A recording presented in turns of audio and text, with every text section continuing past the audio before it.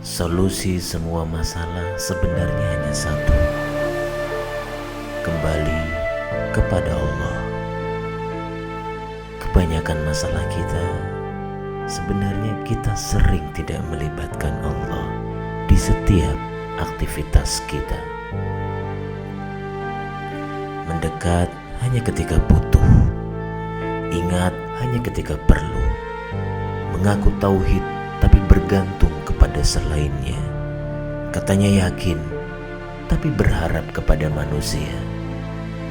Sering kan kita bergumam, kalau saya kaya, saya akan sedekah yang banyak.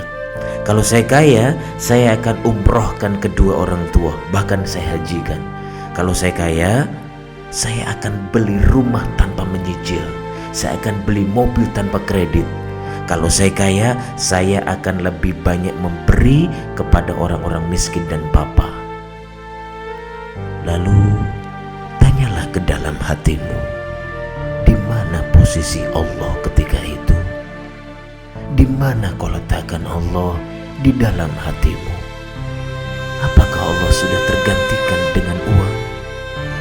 Bayangkan, menukar peran Allah dengan uang. Seakan-akan uang bisa melakukan segalanya. Tidakkah kita ingat, Allah yang Maha Kaya, Dialah Raja langit dan bumi. Semua yang ada di alam semesta dalam genggamannya. Tak ada yang sulit baginya. Bayangkan, untuk mengubah kehidupan seorang hamba, ketika Allah berkata kun fayakun, maka berubahlah kehidupan seorang hamba. Namun begitulah manusia.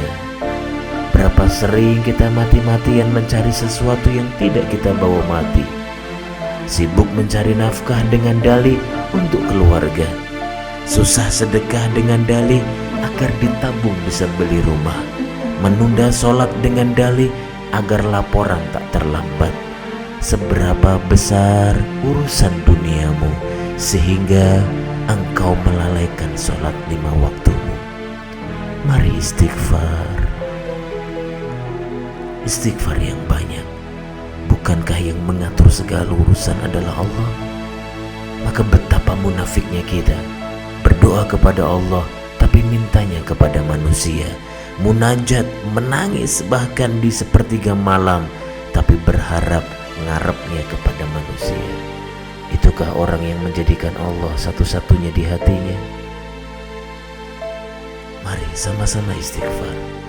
Siapa yang sebenarnya kita letakkan tinggi di hati kita?